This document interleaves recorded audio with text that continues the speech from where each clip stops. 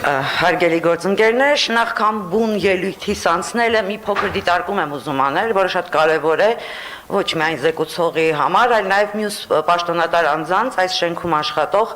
ուզում եմ հիշեցնել լեզվի մասին օրենքը եւ ընդգծել, որ անընդունելի է, երբ դուք զեկուցում եք նախագիծ օգտագործել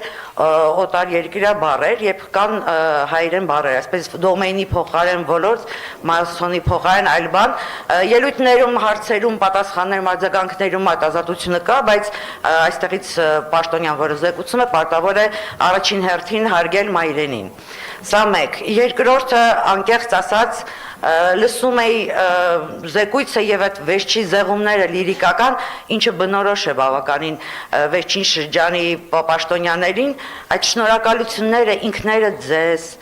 ծափերը ինքներդ ձեզ, հպարտությունները ինքներդ ձեր համար կլինի թողնեք ձեր շնորհակալությունը ասեն քաղաքացիները, գնահատականը տան քաղաքացիները, դա տգեղ է եւ հիշեցնում է սովետի ժամանակվա պոլիտբյուրոն մի քիչ, կարծում եմ, որ անտեղի է դա անելը եւ խնդրում եմ մի արեք տհաճ է, իսկապես տհաճ է։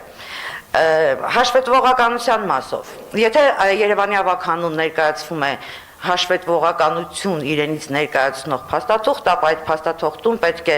ամեն ինչ գրված լինի ըստ թվերի, ըստ տեսակների, որպեսզի ավականու անդամները հնարավորություն ունենան ստուգեն, համադրեն եւ կարողանան հետեւություններ անել, թե որքանով է դա այդպես։ Այնինչ մենք լսեցինք եւ կարդացել ենք, դա հաշվետվողականություն չէ, դա կենաց է, դա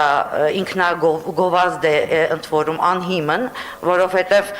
հաշվետվողականության իրական խնդիր ԿՊ-ն ինչպես ուներ, այդպես էլ ունի եւ դրա վառ վկայությունն է, օրինակ ավականու անդամների դիմումների տրվող պատասխանները, երբ հարցնում ես խնձորի մասին, պատասխանում են տանձի մասին, իսկ վերջին պատասխանելուց նույնիսկ պարզվեց, որ ավտոբուսի տեսախցիկի արձանագրածը այ հենց իմ խնդրածը տեխնիկական պատճառներով գոյություն չունի այլևս, չգիտես ինչու վերացել է եւ չի ստացվել, դա խոսում է հենց հաշվետվողականության մասին։ Այստեղ խոսք գնաց կանաչապատման եւ աղբի մշակման մասին եւ համարձակվեցին համեմատել Հայկ Մարությանի ժամանակի հետ, այստեղ հիշեցնեմ ձեզ, որ Հայկ Մարությանը այն քաղաքապետն էր, որը ոչ թե երևանցիներին էր գրփում, ինչպես դուք եք անում, այլ եվրոպական միլիոնավոր եվրոների գրանտ բերեց, ոչ թե պետական պարտք ստեղծեց, ոնց ԿՊ-ն է անում, գրանտ բերեց, որի շնորհիվ մենք պետք է աղբի մշակմամբ զբաղվեինք եւ ունենայինք հաջողություններ։ Սակայն Մարությանի հրաժարականից հետո այս ոլորտում առաջընթաց չունենք։ Որպես աղբանության ոլորտում ձեռքբերում նշեցիք, որ մեքենաներ են ձեռքբերվել, իդեպ մեքենաների մի մասն է ձեռք եք բերեք կամազներ, որոնք հենց ձեր ուժը այստեղ քննադատում էր Հայկ Մարությանին, այսինքն ստացվում է քննադատում եք մի բան, բայց հետո նույնիսկ գնում եք, դուք չուզող չեք այս քաղաքի համար, հարցը չի առաջանում։ Եվ ամենակարևորը մենք չենք կարող մոռանալ, որ Երևանը այս ընթացքում կրկին աղբի ճգնաժամ ունեցավ։ Եվ հենց այդ ժամանակ էր, որ իշխող ուժը ջանասիրաբար ամբողջ մեղքը գցում էր կամազների վրա,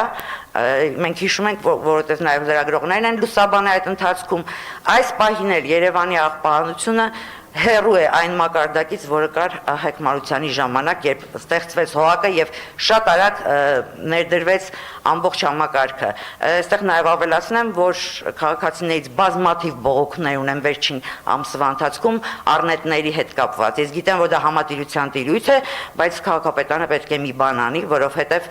շատ են բողոքները։ Եվ սա ինչի մասին է խոսում, աղբահանության եւ սանմաքրման թերացման։ Ես խնդրում եմ մյուս անգամ հաշվետվողականություն բառը ասելիս մի հատ ուսումնասիրեք դա ինչ է եւ պահանջում եմ, որ իմ նաեւ դիմումների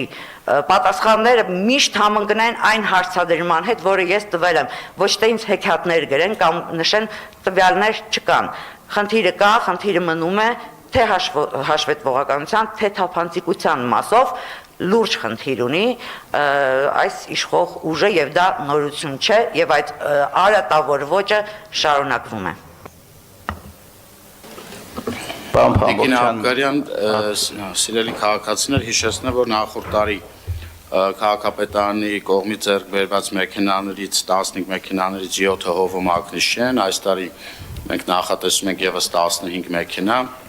Volvo մակնիշի, ինչպես նաև 12 կերչեր մակնիշի փոշեկուր մեքենաներ ենք ձեռք բերել, այսինքն այնպես չէ, որ Տիկին Աբգարյան մենք շարունակում ենք կամաց ձեռք բերելը, պարոն Գրիգորյան, համեցեք։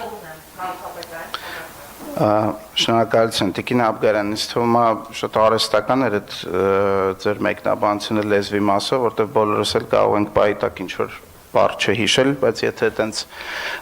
հայոց լեզվի անաղարտության ջատագով եք, բառերը օտարերկրյա չեն լինում, օտարալեզու են լինում, օտարերկրյա լինում են այցերը օրինակ։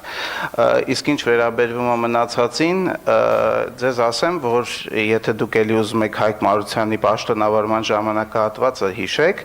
ասեմ, որ Հայկ Մարությանի պաշտոնավարման ժամանակահատվածում այդ ձեր հարցումը կոնկրետ տեսախցիկի մասով առասարակ անիմաստ կլիներ, որտեղ իր ժամանակ այդ տեսախցիկները կային, բայց դրանց հասանելիություն ապահովված չէր եւ ոչ մի բան չէր տեսա գրվում, որ մի հատ էլ ձեզ կարողանային տրամադրեին կամ չտրամադրեին on-line, այսինքն տեսագրվում էին, բայց on-line հասանելիություն չկար ավելի ճիշտ, եւ ձեզ ասեմ, որ այո, ցավոք սրտի շատ տեսախցիկներ, քանի որ երկար չեն շահագործվել, չեն սպասարկվել եւ դրանց տեխնիկական վիճակին չեն հետեւել, այս պահին անսարք են եւ մենք դրանք սարքին վիճակին բերելու ուղղությամբ աշխատանք ենք կատարում եւ որից է միտում ինչ որ հատուկ տեսագրություն ձեզ չտրամադրելու չկա, իհարկե պետք է ուսումնասիրել առասարակ ինչքանով թույլատրելի է այդ տեսագրության տրամադրումը, որտեղ դա անձնական տվյալներ պարունակող տեսանյութեր են, չեմ ասում չի կարելի, բայց պետք է նայել, բայց վստահ եղեք, որից է միտում ինչ-որ թաքցնելու կոնկրետ բան չկա, շնորհակալություն։ Շնորհակալություն Մեսրոպ Մանուկյան։ Շնորհակալություն, ճիշտ ասած, քանի որ Տիգրան Ավինյանը տեղ չէր, իրան փոքրիկ մի հատ